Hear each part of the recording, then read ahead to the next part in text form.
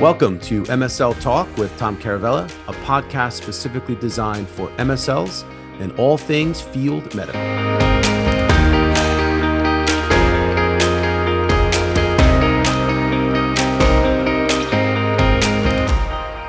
Hey guys, welcome to the podcast. My guest today is Chad Fellers, Director of Medical Science Liaisons at Harmony Biosciences.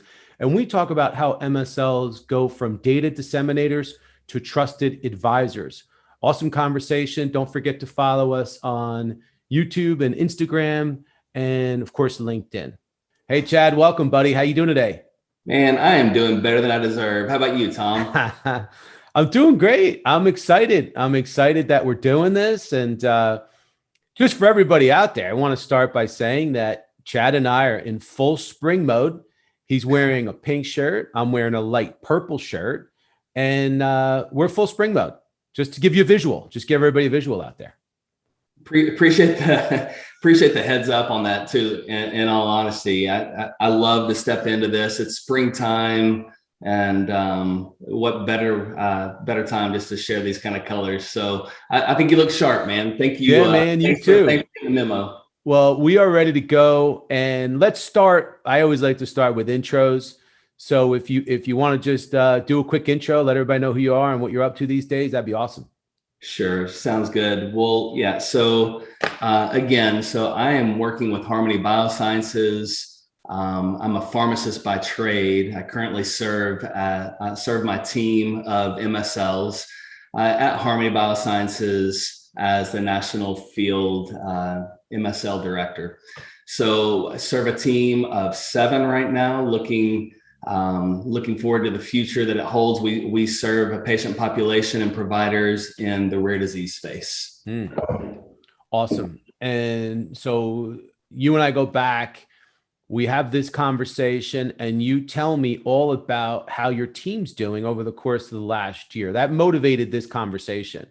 So let's talk about that, because I know your team has experienced tremendous success, probably like in an uncanny sense, looking at how challenging it's been with COVID and everything else over the course of the past year. So if you could share some of the stuff you guys are doing and talk about that success, I'd love to. Let's start with that. Sure. Sounds good. So first of all, Tom, as I shared the other day, my team is amazing. Yeah.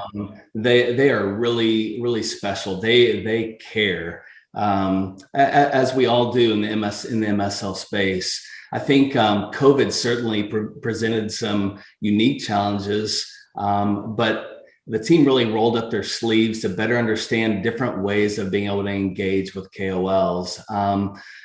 Talking with you about that. So just from a snapshot standpoint, look the other day, looking at the first quarter of this year compared to last year, and the number of KOL engagements, talking about from a virtual standpoint, video chats, if you will. We were actually up 10% year over year between face-to-face interactions, as well as now here in the COVID space where it's been totally virtual. So just a phenomenal job. Their support's really been around both external and internal stakeholders, but the really essence of it has been providing value to the individual KOL versus just more of a blanketed approach. But we've had really some great success, and it's continuing on into the second quarter so far. That's awesome, man. Well, first of all, congratulations. I'm not surprised because you're a superstar, and I'm sure you're just, leading those folks down the right path. But let's talk about a little bit about some of the specifics, some of the things that these guys are doing. What's the different approaches and specifics that you can share with us that may be the differentiators? Yeah, I would love to do that. First, though, let me go back. I appreciate the compliment, but it is not about me. It is about creating a culture. I know we've talked about culture as well. Yeah. The team are the rock stars. It's really casting a vision and then getting out of the way and letting them execute. So they are the true superstars. But when we're talking about an approach, thinking back to March, it's about the time where things started to shut down with COVID last year. Mm-hmm. We decided to step back and take a little unique approach to how we engaged our KOLs. So we have 50 or so that are focused KOLs within each region, the first thing that we did in March was emailing, contacting them, leading with the heart. So and what I mean by that is just checking in to see how they're doing, knowing that it's a rough time. They're being called into to clinics, to the hospitals, just to help with all the COVID cases that were coming in. There was a lot of unknowns. We weren't asking for or trying to say, hey, we know it's a busy time, we'll reach back out in a couple of months, anything like that. It was just, hey, we just want to check in to see how you're doing. And Tom, you would be amazed. So obviously we know that there are some KOLs that are challenging, that may be on a list that you never hear responses from. Mm-hmm. They're always busy. We heard back from them as well too. We tried engaging a few, had never been able to connect, but just leading with the heart opened up a door that's created relationships over the past year, even with some of the toughest KOLs to engage. So that was leading with the heart. The next that was a challenge of being able to identify current gaps that the KOLs had. So we found a couple of different things with that. One was networking. Mm-hmm. They no longer had a chance to engage with their colleagues at conferences other than a virtual space. That was kind of awkward, as well as patient care in the COVID environment. So really stepping back, trying to figure out what the needs are, and then being able to step into those. And so that was really our focus of our group. We did that. You asked how we did it tactically. Did a couple of different things. So when we understood that from a networking perspective, we started having peer discussions with KOLs across the US, coming together, sharing their challenges around the COVID environment, the approach to patient care, some of the assessments and things like that have never been done from a virtual space. So how are we ultimately being able to provide COVID care? We were a conduit for that to happen. And then clinical staff education support, whether it's for NPs and PAs. We started thinking about ways if we're really trying to provide value to our KOLs, that may look different in this environment. Maybe it's their support staff, et cetera. So getting creative that way, those were a couple of ways that we engaged, and the response has been really well received across the US. That's awesome. And you mentioned value, which is such a huge and important word. So how do you assess and measure value from an MSL perspective? Yeah, that's such a good question. I think that's something that really industry has struggled for years, how to truly define it. Your question was really around measuring value from the MSL perspective. So I'll start there. So we came together as a group, really in a working group, just to better understand the MSL team, really just to define just that. And I love it how a couple of the MSLs on the team really defined the MSL as a bridge. And so a bridge not only from the KOL to the company, but in this scenario, we're also being a bridge from KOL to KOL, connecting people that have never been able to engage before, connecting fellows to their former their fellowship directors, others, peers that they were in school with, being a conduit for that. So I think it's really being a bridge, and with that is insights that you're able to collect when you're engaging with them during these conversations. Mm-hmm. So I said my question was, how do you assess or gauge the value from an MSL perspective? But from the way you started the answer, do you also measure it as it relates to the KOL? Yeah, so I think, and that's really an important, I think, differentiator that we're talking about, and had part of this conversation previously to even have this podcast, was just really kind of changing the mindset, Tom, from a data disseminator to a trusted advisor. Yep. we have to start thinking about things more than just being product experts. Really, our team wants to be a go-to scientific resource, really for any kind of disease state support. So I think that is one way, as we're thinking about how the value that we bring to thought leaders is that mindset of being that support. Tom, I don't know how many emails that you probably have in your inbox, right? So there's millions of people that are competing for our interest and time. And so we have to think about why a KOL would want to engage someone that they really may have, it may be a disease state that they only have 2 patients in. So there's always an order for time. So being able to be a scientific resource where they don't have to go to journals is certainly one. I think what we've learned over the past year is the insights from the field. So we talked about insights that come back to the company. Right. I think that providers want to be validated for their approach. I think that they want to understand the feedback from their peers.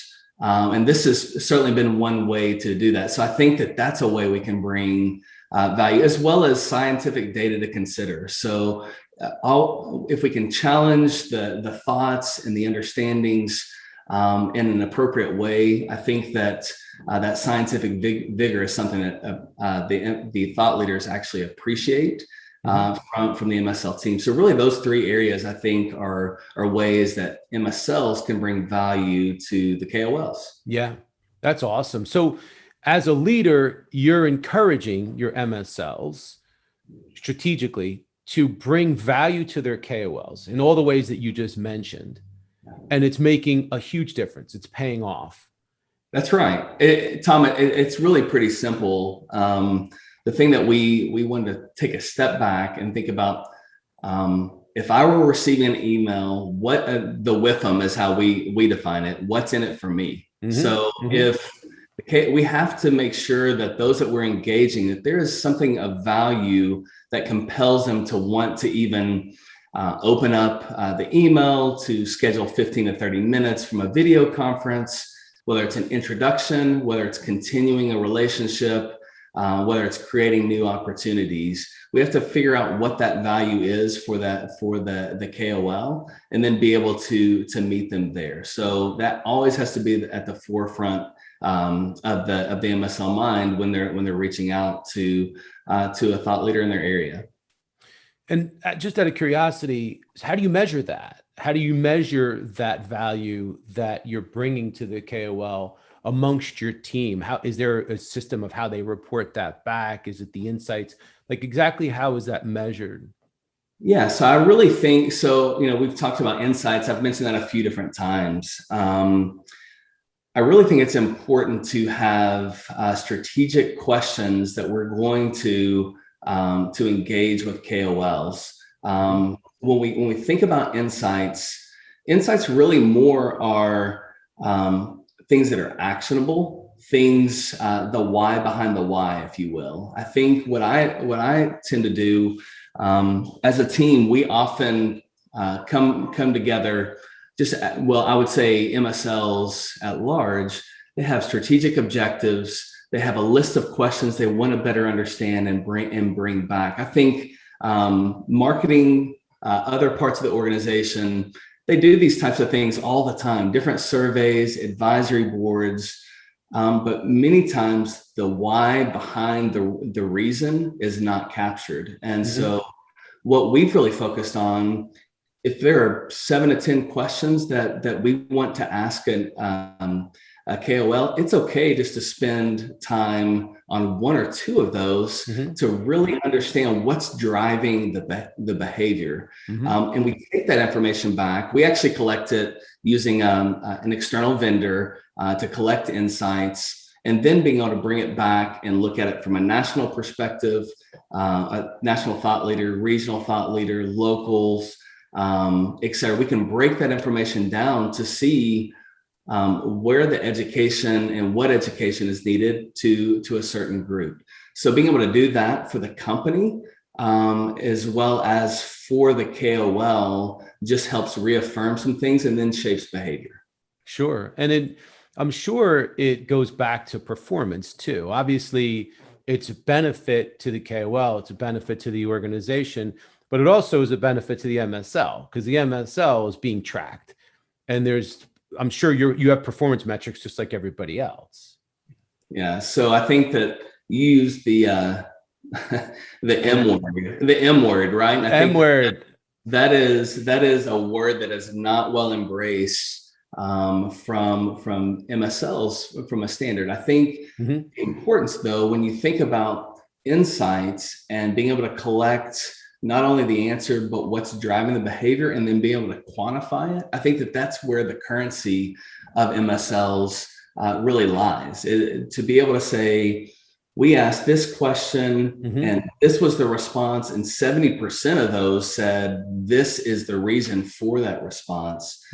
That helps us think about medical strategy. That helps the business to be able to think about their approach potentially. And then it fuels and supports the organization at large, at the same time being able to reaffirm things to other KOLs based on what their peers say and what they've shared. So I think if you can quantify qualitative information, that's the true measure. I don't think you will ever be able to, from a metric standpoint, Tom, as you know, many of the common language across industry, even within a business, is reach and frequency when you're talking to your cross-functional groups, et cetera. And that is a battle is not a good word. That is not a metric per se that we will ever win compared to a sales organization, just because of the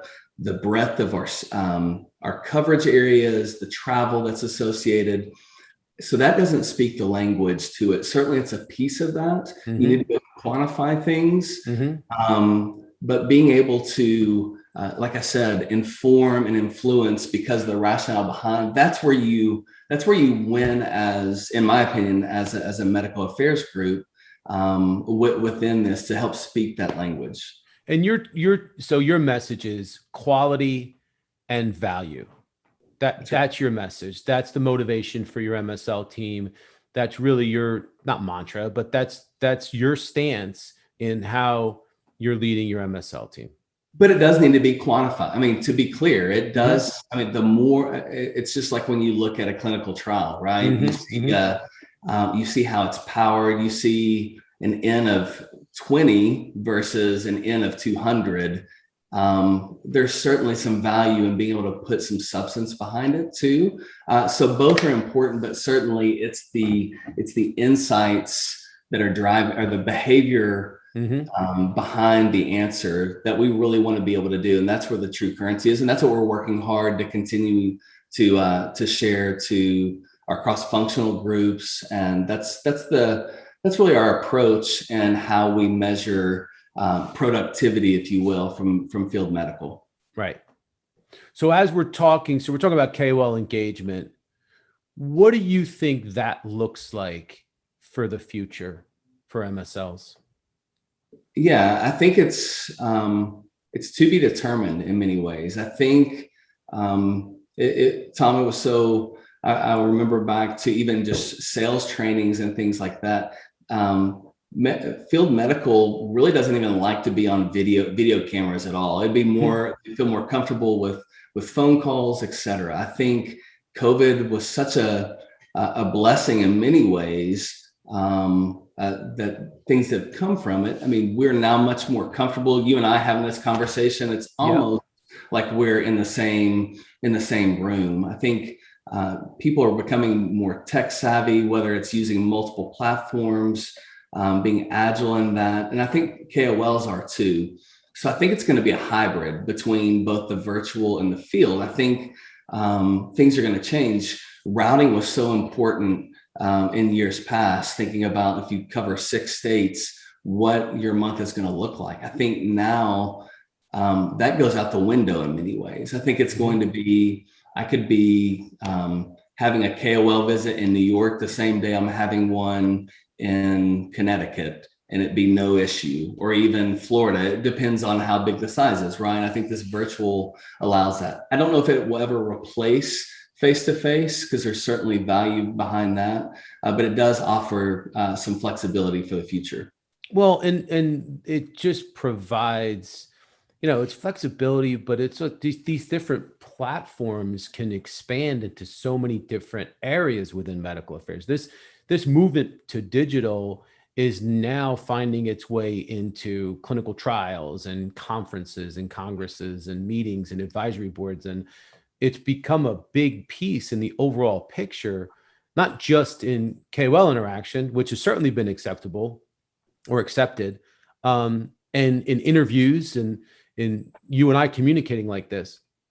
But are you seeing it widespread in many other areas? So I think it is. I think it does come down to from the medical standpoint. Certainly, clinical trials, we've had to become a little more creative and adapt to the virtual environment. I think whether it's the number of visits that are required now, some of those can be done from a telehealth, telemedicine type perspective. I think from the MSL engagement, it's similar. I think even just the way that we engage KOLs are different within the platforms. I mean, we have to start thinking things differently. Like maybe it's throwing a recent article that is now available and giving ownership to, or saying, hey, Dr. So-and-so would love for you to circle or walk us through the key areas of this. So we have to find different ways to engage, but there's certainly the virtual space allows us to do that. I think that there's going to be a slow adaptation there based off the company philosophy, but there's so many ways to make this an interactive platform, AI, et cetera. So I'm excited about it because this has really pushed us to it, but I think we've still just scratched the surface in many ways. Yeah, for sure. And how has the change in travel, having less travel, affected your MSLs?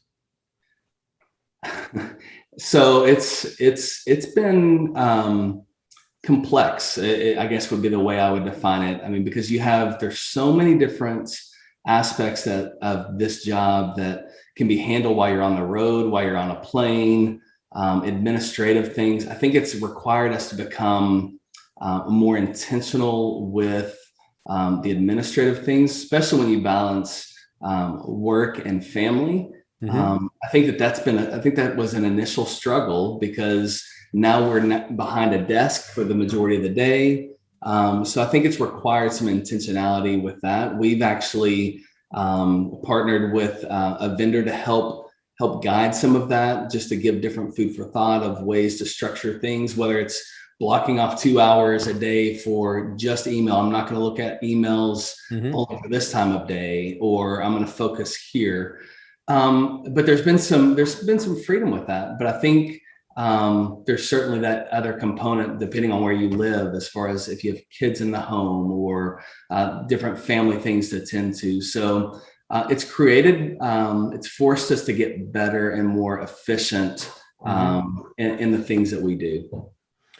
How do you think, what's it going to be like as things continue to open up? Just from in your perspective for your team, do you feel like there's going to be travel reluctance, or do you think everybody's going to be really excited to get back out there?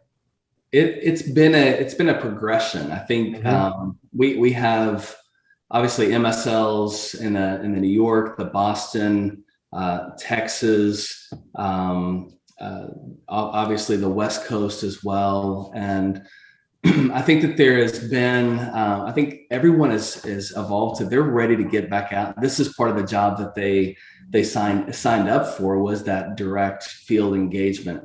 I think it's going to be, we're going to do it with caution. I think that we're going to make it available, obviously, to the MSL's comfort level, the KOL's comfort level. But I think that now there was a mindset of this is going to be a challenge from the video, from a virtual perspective, to really make a difference. But I mean, learning nonverbal cues, keying into different, like the map behind your on your wall, some different cues that we've learned to be able to adjust to that environment. I think that there's going to be there's a hunger to get back out there, but it's just going to take some time, just dependent on the specialty that you actually you call on and engage. Sure. And I think a lot of it's going to be dictated from the KOLs. Absolutely. I would imagine. Yeah. Absolutely. Yeah. So there's not going to, our approach is not to, we've been able to figure out and navigate this and actually become very proficient in the virtual space. And so really empowering our team to be CEOs of their territory, and how they're able to execute that is, we're going to leave that to them. We trust them.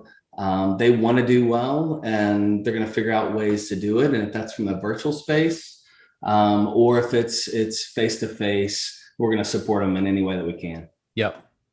And like anything else, it's going to evolve, and there's going to be challenges. And no one expected COVID. No one expected what was going to happen from COVID. We also are now looking into the abyss of the future, kind of not knowing exactly what that's going to look like. So what advice do you have for MSLs to stay focused and stay on track and continue to be that trusted advisor? Yeah, so it is. I mean, Tom, you've seen over the years, there's become more and more of an importance that field medical can bring to within the industry. These KOLs have very limited amount of time, and they want to be able to engage from a scientific standpoint. I think it's really important to align on several different things. Really, it's okay to step back, to take a breath, to see what exactly a KOL needs. I think we were given 2 ears and a mouth. I think that there's reason for that. I think the more we can active listen, I think that would be one of the first things that I would do. Identifying a gap that they need, and then really talking within internal leadership too, to see, okay, where can we make an impact that becomes that bridge, if you will, questions that will help support them in their role and still bring back value to the company. I think that that's essential to have, and will really help people as they're thinking about their performance, their success, to be able to stay the course. I think you've got to be adaptable, and to be able to take that feedback that you receive and share it internally to help kind of navigate what the next 3 months are going to look like, much less the next year and years to come. So be really intentional to listen and validate and bring that information back. That would be if I could say it succinctly, that would be my direction that I would give. Awesome. So you start traveling again, you get on the plane, you open up your laptop or your tablet, your iPad, you pop up Netflix. What are you watching? Give us some, what series do you watch? Maybe it's Hulu. What's your poison? I'm a big Netflix guy. So we go back and forth between streaming services. We've navigated that through for our kids and things like that, between Disney Plus and Netflix. Gone back and forth. Tom, I'm a 24 fan. I don't know if you've ever watched that. Yeah. It's not new by any means. Really enjoy that as a time to decompress, but I can certainly do that watching some things like This Is Us and other. Yeah. So I can go multiple directions, but that's kind of my go-to is the 24 series. There's only 8 seasons, so it keeps me busy. No, those are not cliffhangers, but they keep you on the edge of your seat, right? Absolutely. Good recommendation. Yeah, I went down this rabbit hole of so I love everything. I like series. I like jumping into stuff. I love documentaries too. So I watched this documentary on Netflix called Seaspiracy. And I've heard of that. I gotta tell, I'm never gonna eat fish again. I'm like, we're overfishing by such a drastic level that by 2048, there's gonna be no fish left in the ocean. So now I'm all sad. I feel bad for the dolphins and all the fish. I watched this thing. It was actually really, really well done. It was really good. It's really scary though. It's all about commercial fishing and ocean pollution. But then somehow I went from that to this documentary called The Octopus Teacher. And it's about this guy, the middle-aged guy that lives in South Africa, and he dives, literally it's in his backyard. And he meets an octopus, like literally comes across an octopus, and went back every day and evaluated this octopus. Now we have film crew, and the guy was in the film industry. And for like a year, he went back every day, and he has this incredible footage of the life of this octopus and learned all this stuff about it. And it's just an incredible, I don't know how I found it, but so anyway, I went down this rabbit hole of like ocean documentaries. But I will say that some of it is very compelling. Some of it's very sad. So if you really love to eat fish, don't watch it. Yeah. So what do you eat now? How have you shifted your diet? It's funny. I was never really a big fish eater. So it didn't matter. It didn't matter. I'm not a big fish guy anyway, but, yeah. So I want to, first of all, I want to thank you for coming on. You've been great. I know we digress. I like to have a little fun sometimes. We digress, but this was tremendous information, really good information. I hope that people got a lot out of it. And listen, you're welcome to come back anytime. You're awesome, Chad. Appreciate you. I really appreciate the opportunity. Thanks for letting me share the success of my team. It's been a lot of fun. I've really enjoyed your podcast. I think you have tapped into something that's really remarkable, and it's definitely provided value to field medical affairs at large, specifically the MSL. So thank you for your work. Thanks for thinking of me, and would love to come back anytime. Without a doubt, man, you're the best. I appreciate it, and keep in touch, buddy. Have a good day. All right, you do the same.